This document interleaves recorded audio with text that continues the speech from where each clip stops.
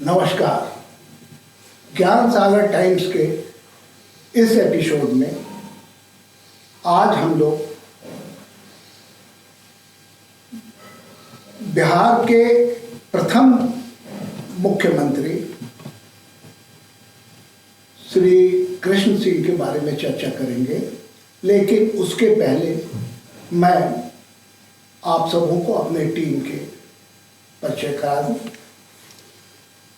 मेरे बाईं तरफ पहले नंबर पर डॉक्टर मीनाक्षी स्वराज जी बैठी हैं, जो ज्ञान सागर टाइम्स की रोमिंग एडिटर है।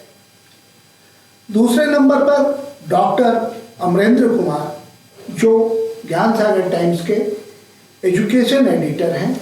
और तीसरे नंबर पर जो हमारे कर्पूरी ठाकुर की जयंती पर जो एपिसोड आया था, उसमें सहभागी थे संजय कुमार सिंह जी। आज हम बिहार केसरी कृष्ण सिंह के जीवन पर भी चर्चा करेंगे। बिहार में उनका क्या योगदान रहा है और उनके नेतृत्व काल में उनका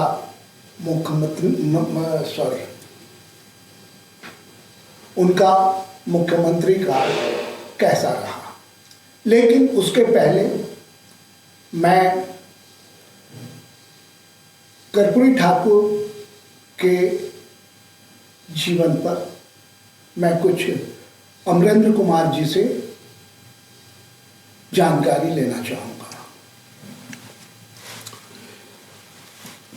स्वर्गीय कर्पूरी ठाकुर जो सबसे पहले कांग्रेस के बाद समाजवादी के रूप में उन्होंने शपथ ग्रहण किया, वैसे उनका कार्यकाल बहुत छोटा रहा, लेकिन छोटे कार्यकाल में ही इन्होंने ऐसा कार्य किया और लोगों के प्रति इतनी निष्ठा जगी, लोगों को इनके प्रति इतना निष्ठा जगी, उन्हें लोग जननायक के नाम से पुकारने लगे।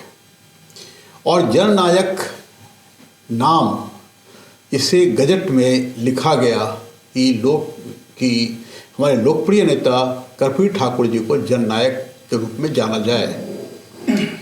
और सबसे बड़ा कार्य उन्होंने यह किया कि जिनकी आवाज़ नहीं थी, जो दबे कुचले लोग थे, जो ज़मीन से जुड़े हुए नहीं थे, जो छोटे जाति के थे, छोटी छोटी जातियों से जुड़े हुए थे, उन लोगों को काफ़ी ऊपर उठाने का प्रयत्न किया।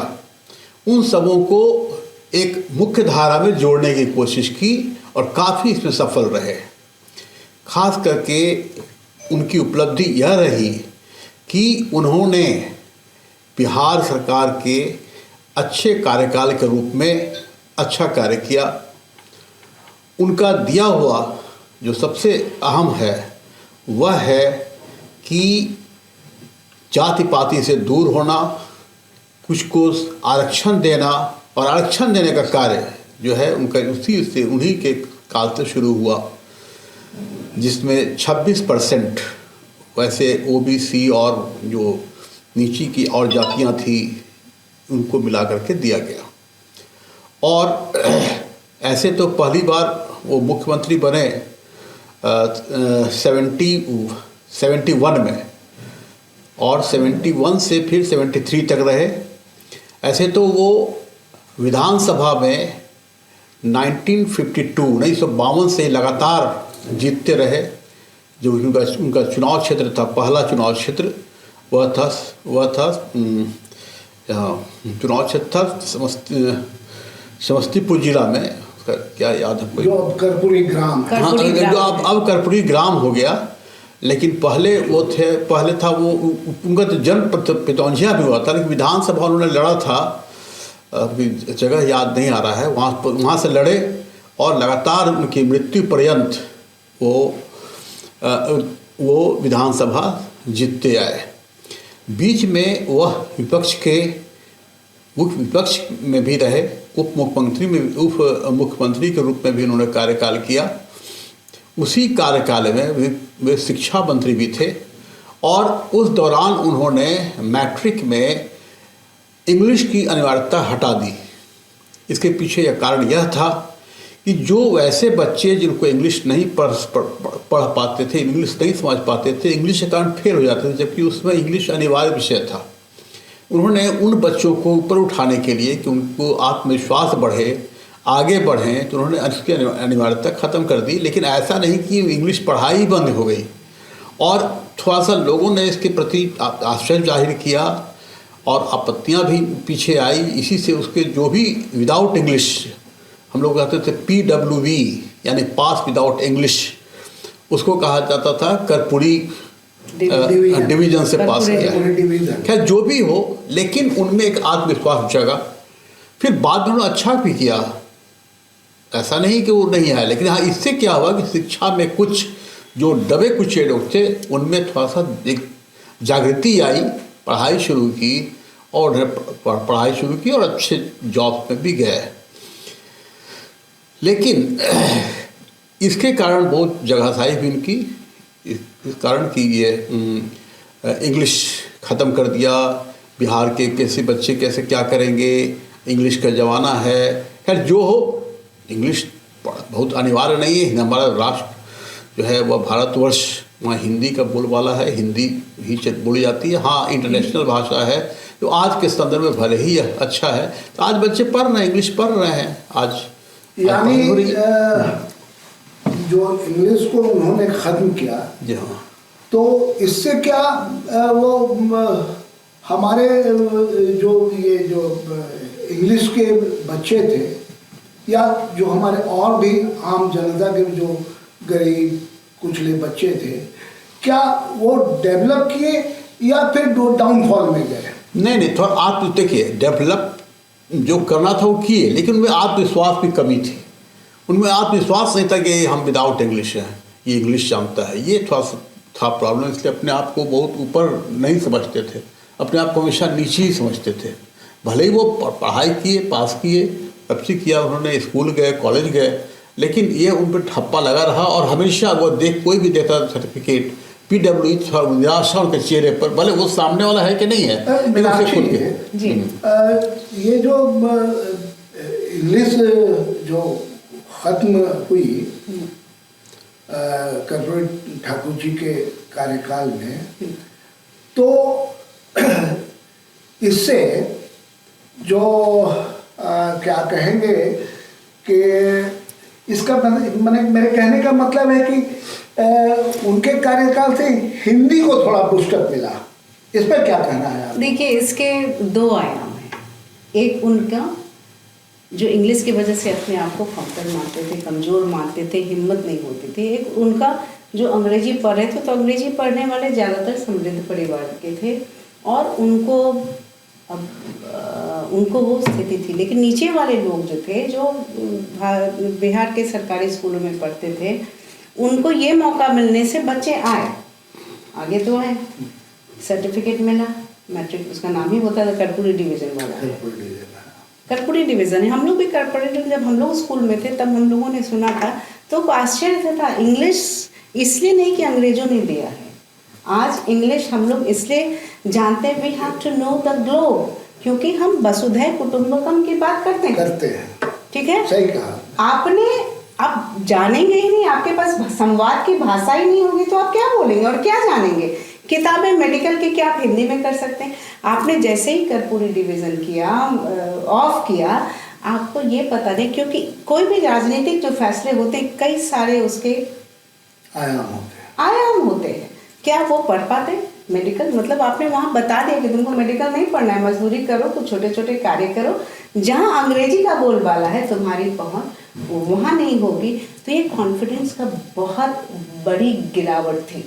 दे रियलाइज कि हम लोग कर्पूरी डिवीजन, और बाद तक फिर परिवर्तन हुए, आज के डेट में है। लेकिन वो जो पीरियड था, जो बाद में लालू जी भी आए, तो मतलब, और अब उनका बैकग्राउंड देखिए अलग। हम बहुत दुर्भाग्यशाली हैं कि हमें एक चपरासी बनने के लिए एक मैट्रिक वाला चाहिए, लेकिन जो हमारे नीति निर्धारक हैं, जिनको देश, दुनिया, राजनीति, पॉलिसीज बनानी है, उनके किसी शिक्षा की कोई आवश्यकता, कोई मापदंड नहीं है। ठीक है, नाम है कर्पूरी ग्राम। अभी समस्तीपुर मैं भी गई थी, नया हॉस्पिटल बना। अच्छा, आप गई थी? जी, नीतीश जी 24 जनवरी को देखने गए, सब कुछ हुआ, बहुत अच्छा हुआ। लेकिन उस पीरियड का एक पूरा कुनबा है कर्पूरी डिवीज़न का, जो कभी कॉन्फिडेंस से, आत्मविश्वास से लबरेज नहीं हो सका। और ये सब बुनियादी चीज़ें थे हमारे आरक्षण की। आरक्षण अगर अब, चूँकि मैं कानून से ताल्लुक़ रखती हूँ, तो संविधान में ये तय है कि आपको आरक्षण देना है तो सर्टेन पीरियड के लिए देना है। हाँ, लेकिन सारे, क्योंकि आरक्षण राजनीति में नेतागिरी बनने के लिए, राजा बनने के लिए, वो एक क्या शस्त्र है, अस्त्र है। क्योंकि हम पहले जाति में बढ़ गए ना, किसी ने किसी को नेता माना, किसी को नेता माना, और राजनीति के दम पे अब लोग चुनाव लड़ रहे हैं, और वो बुनियाद है जिसकी सर कर्पूरी ठाकुर ने डाली, जो बाद में मंडल बना। अभी भी आप आरक्षण की बात करें तो वो जैसे संजय गांधी ने वो जबरदस्ती ऑपरेशन किया था, कांग्रेस का सुपड़ा साफ हो गया था, उस टाइप का है कि आरक्षण की बात करेंगे तो हमारा भी सुपड़ा साफ हो। संजय जी, ये जो आपकी नज़र में इसको डिटोरेशन माना जाए, माने गिरावट माना जाए? देखिए, डिटोरिएशन लगातार बिहार जो हमारा पिछड़ रहा है, ज्ञान सागर टाइम्स का जो सब्जेक्ट है, कहाँ गए वो दिन? अतीत को याद करना है, लेकिन अतीत को याद करके वर्तमान को जब तक हम ठीक नहीं करेंगे तो उसको डिटोरिएशन ही, हम अतीत पर खूब चर्चा, जैसे आपका पाटलिपुत्र और नालंदा और बोध गया हमारा विरासत था, अतीत था बिहार का, एजुकेशन हब कहिए। और आज तक 21वीं सदी का भारत हो गया, लेकिन आज तक एक भी IIT भी नालंदा विश्वविद्यालय का लेवल का हम अभी तक नहीं दे पाए हैं। तो जब देश में जो है एजुकेशन सिस्टम, जो यूनिवर्सिटी हमारे पास जो एंशिएंट पीरियड में जो बिहार का था, वो वर्तमान में भी हम IIT बहुत अच्छा बनाए, लेकिन हम दे नहीं पाए हैं अभी तक एजुकेशन। तो इन लोगों का जो कार्यकाल है, वो तो ये लोग तो जो ऐसे, इनका कार्यकाल को क्या कहा जा सकता है कि जो बुद्ध और महावीर का जो बिहार था, जिसके पास इतना बढ़िया दर्शन था, इतना बढ़िया साइंस था, आज जो पिछड़ेपन का मुख्य कारण, विश्व से लोग, हाँ, मुख्य कारण है। अब देखिए कि श्री बाबू के कार्यकाल के बाद स्टेबल गवर्नमेंट, देखिएगा कि 30 बरस 29 बरस में 18 मुख्यमंत्री है। पिछले एपिसोड में आप चर्चा किए हैं कर्पूरी ठाकुर पर, हम समाजवादी व्यवस्था पर हम बोले, समाजवाद रह गया। उसके बाद देखिएगा कि बिहार में जो है अब्दुल गफूर के पीरियड में यहाँ JP मूवमेंट सबसे बड़ा माने क्रांति हुई। अब यही धरती जो है, बिहार के धरती से संपूर्ण क्रांति की बात जयप्रकाश नारायण जी की है, तो उसमें भी देखते हैं कि क्रांति, उसी में उनको लोकनायक का भी खिताब मिला। तो हमारा जो मुख्य रूप से कहना है कि अतीत से ज़्यादा हमको वर्तमान को ठीक करना है। तो लोकनायक जयप्रकाश नारायण को उपाधि दिया गया, जननायक कर्पूरी ठाकुर के दिया गया। अब पूरे बिहार में हम देख रहे हैं, या पूरे देश में देख रहे हैं कि आज़ादी के 75 साल बीत जाने के बाद भी ये लोग महापुरुषों की जयंती पर और पुण्यतिथि मना करके, पुष्पांजलि अर्पित करके ही अपने को शासन व्यवस्था में रहना चाह रहे हैं। उससे उनकी गांधी के सपनों का भारत हो, जयप्रकाश की सपनों का भारत हो, विनोबा के सपनों का भारत हो, कर्पूरी ठाकुर के सपनों का भारत हो, लोहिया के सपनों का भारत हो, उसके लिए हम लोग काम नहीं कर रहे हैं। जो भी आप मुख्यमंत्री जी के कार्यकाल को आप देखिए, तो किन्हीं का सपना हम साकार होते हुए बिहार में नहीं देख पा रहे हैं। अब जयप्रकाश नारायण जी का जो संपूर्ण क्रांति था, तो सत्ता परिवर्तन हुआ, व्यवस्था परिवर्तन नहीं हुआ। क्रांति जो लाए थे व्यवस्था परिवर्तन के लिए, यहाँ हुआ कहा कि सत्ता परिवर्तन बदल जा रहा है, उसके बाद जो है सो वही व्यवस्था लागू है। शिक्षा के क्षेत्र में, स्वास्थ्य के क्षेत्र में, चाहे बिहार के सर्वांगीण विकास के लिए जो भी है, तो उसी में देख रहे हैं कि श्री कृष्ण बाबू के बाद जो है से लगातार 29 वर्ष तक 18 मुख्यमंत्री बदले। जैसे लग रहा था कि पैराशूट से मुख्यमंत्री आ रहे हैं, जा रहे हैं, जा रहे हैं, आ रहे हैं। तो जहाँ भी स्टेबल गवर्नमेंट नहीं होगा और लोकतंत्र में मजबूत सरकार नहीं बनेगी, तो लीडरशिप चाह के भी कुछ यदि डिलीवर करना चाहेगा तो नहीं कर पाएगा। और बिहार का दुर्भाग्य रहा कि लगातार इस ढंग की स्थिति बनते जा रही है। अब अतीत से हमको प्रेरणा लेना चाहिए और वर्तमान के ठीक करने के लिए जब तक हम लोग प्रयासरत नहीं रहेंगे, उस तरह के बिहार के लोगों का भी सोच होना चाहिए। प्रेरणा के साथ साथ हमें उससे लेसन भी, शिक्षा भी लेना चाहिए। शिक्षा भी लेना चाहिए, हाँ, और उसकी गहराई में जाकर ये देखना चाहिए कहाँ हमसे चूक हुई, कहाँ हमसे चूक हुई, कैसे हमारा इंडस्ट्री मार खा गया, कैसे हमारा जो बड़ा अच्छा विश्वविद्यालय था उसका एजुकेशन स्तर गिरता जा रहा है, कैसे हमारा जो है सिस्टम ठीक होगा।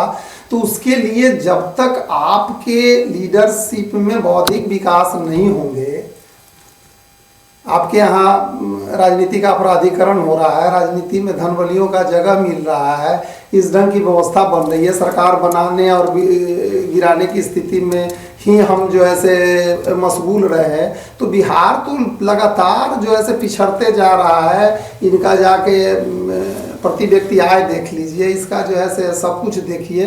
तो हो क्या रहा है कि बिहार को सुधार के लिए बहुत बड़ी चैलेंज की ज़रूरत है, जो हम बिहार वासियों को एक्सेप्ट करेंगे। कहा कि जब तक हम नहीं सुधरेंगे तो लीडरशिप भी अच्छा नहीं आएगा, और हम अच्छे होंगे तब भी लीडरशिप अच्छा आएगा। और जब लीडरशिप अच्छा बनेगी तो सरकार अच्छा बनेगी, और जब सरकार अच्छा बनेगी तब व्यवस्था अच्छा बनता है। अमरिंदर कुमार जी, ये जो बौद्धिक विकास, जो ये संजय जी ने कहा कि बौद्धिक विकास होना जरूरी है, तो इसके लिए हमको किन किन चीजों पर हमको ध्यान देना पड़ेगा, या इस पे प्रकाश डालें। बौद्धिक विकास के लिए हम लोगों को बुक्स, किताबें पढ़नी होगी। आजकल गूगल से देख करके और मोबाइल से देख करके उससे बौद्धिक विकास नहीं होगा। उस पर चंद वैसी बातें लिखी होती है जो बस उसके लिए ज़रूरत है, मतलब बिल्कुल तैयार मसाला मिलता है।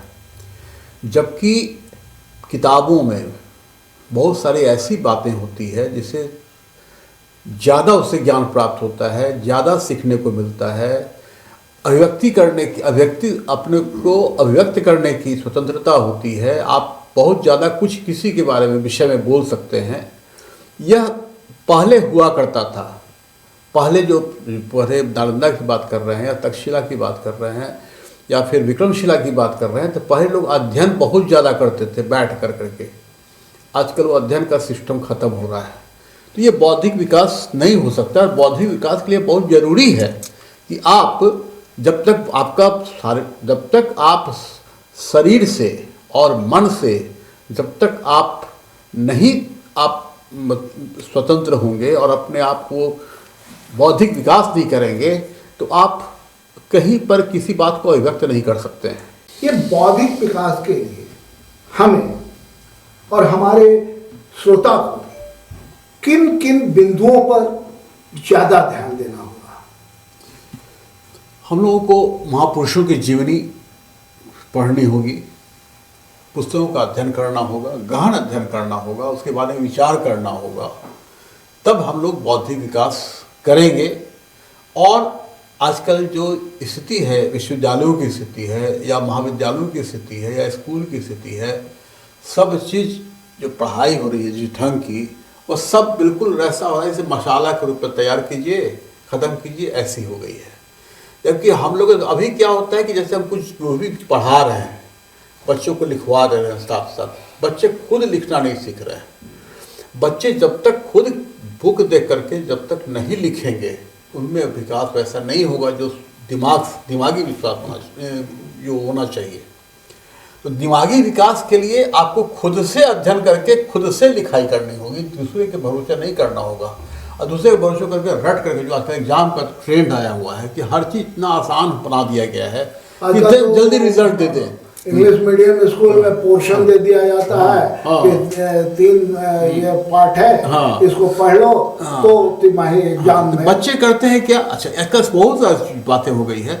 सेमेस्टर सिस्टम, आपने ये पढ़ लिया, एग्जाम दे दिया, भूल जाइए, उसको भूल जाइए, अब आगे की बात कीजिए। ऐसे हम लोग इसमें क्या होता है कि 2 साल पढ़ाई करके अच्छे ढंग से उसको हम लोग 10 दिनों में या 15 दिनों में, 1 महीने के अंदर एग्जाम देते थे, तो सब चीज दिमाग में रहता था।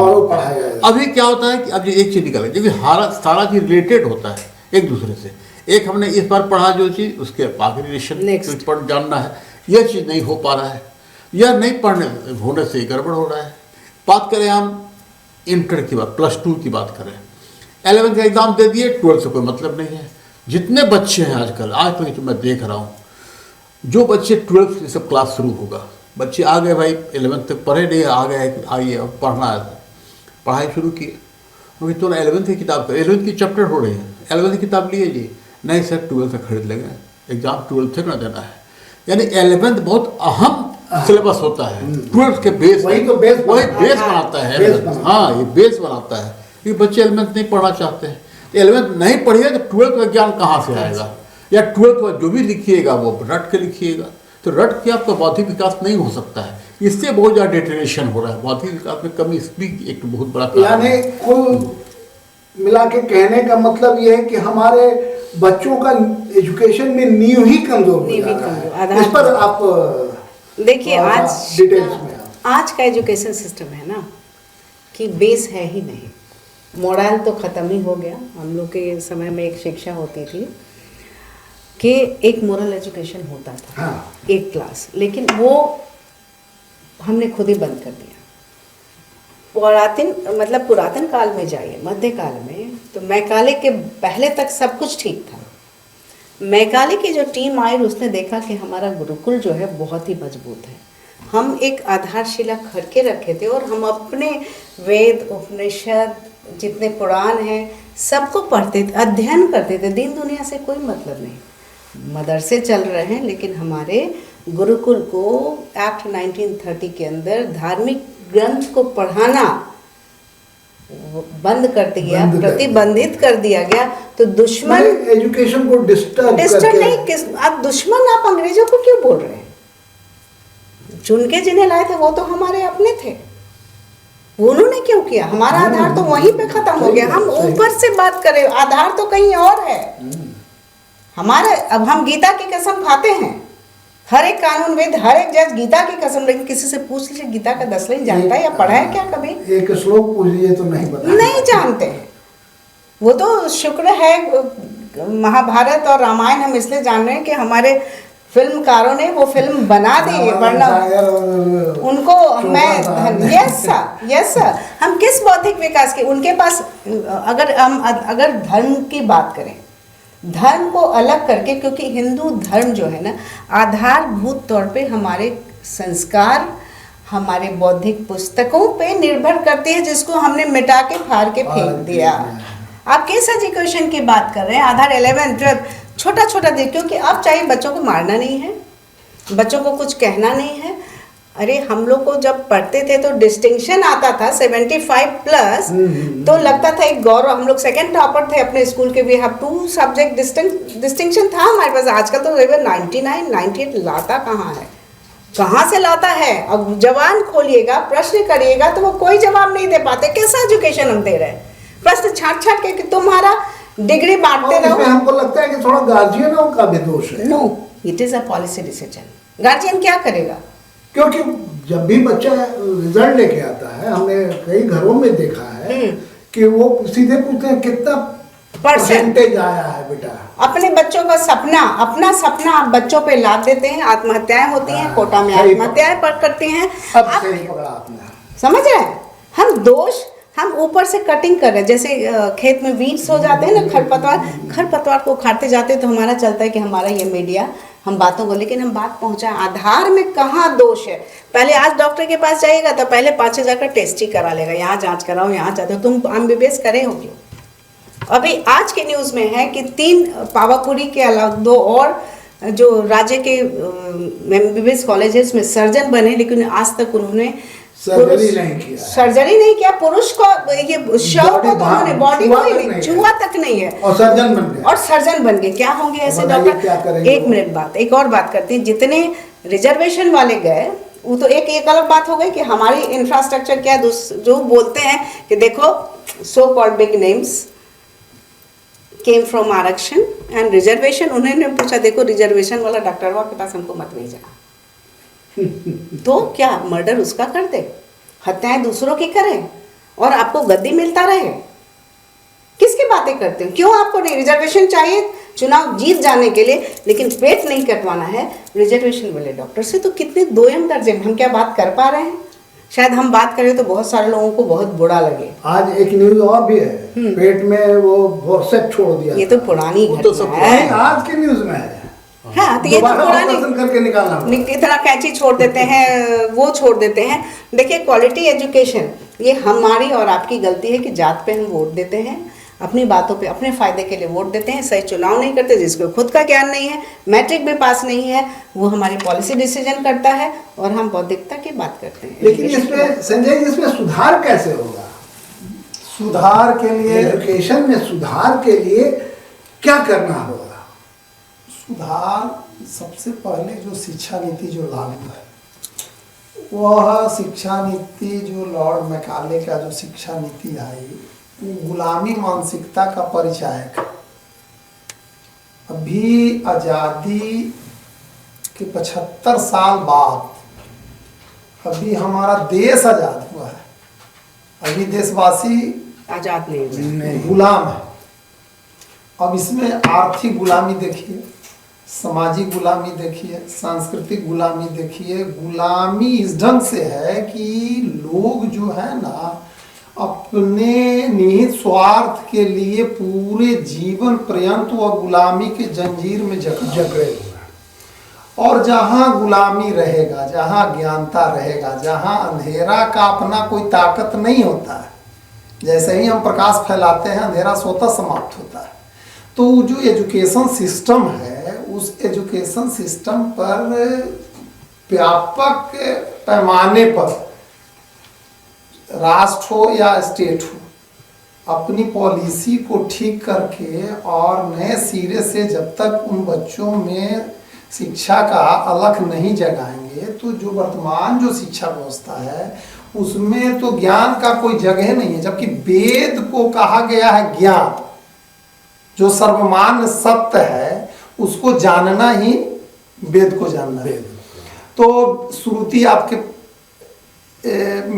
मिला था, उपनिषद था, वेदांत था, उसकी कोई जगह आपका सिलेबस में नहीं है। जितने भी कबीर हो, रहीम, उनके 2-4 दोहे स्वीकार किए गए, बाकी थॉट दे के गए, उसको हम लोग विशेष रूप से तोता रटंत के तरह कबीर के दोहा जो है से पढ़ा दिया जा रहा है। लेकिन वो दोहा को जो है से उसकी गहराई को बताने वाला नहीं है। तो जब न उस ढंग का विद्यार्थी हो और न उस ढंग का शिक्षक हो, तो जहाँ इस ढंग की स्थिति है, जहाँ रिजल्ट और नौकरी और यही अपनी जीवन की उपलब्धि है, पढ़ाई का उद्देश्य थोड़ी होता है नौकरी पाना ही आज के आप हम जो है से हजारों वर्ष गुलाम काहे रहे। हम लोग जब समुद्र पार नहीं करना चाहते थे, हमारा संस्कृति में बताया गया कि समुद्र पार करोगे तो गंदा हो जाओगे। और उस समय वो लोग समुद्र पार करके आया हमारा देश को जो है से बिजनेस के करने के माध्यम से, और ये किसी तरह से आया हमारा पूरा देश को गुलाम करके और विभिन्न रूपों में इस देश को लूटा।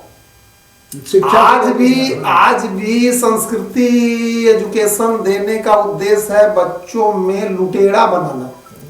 कौन डॉक्टर कितना ज्यादा पैसा कमा सकता है, कौन इंजीनियर कितना ज्यादा पैसा कमा सकता है, और प्रतिष्ठा का मापदंड जहां समाज जो है वो गलत ढंग से पैसा कमाने वाले को ही, तो इसको क्या कह सकते हैं कि अंग्रेज लूट के ले गया, मुगल पीरियड लूट के ले गया, अभी वर्तमान में लूट की जहां व्यवस्था है।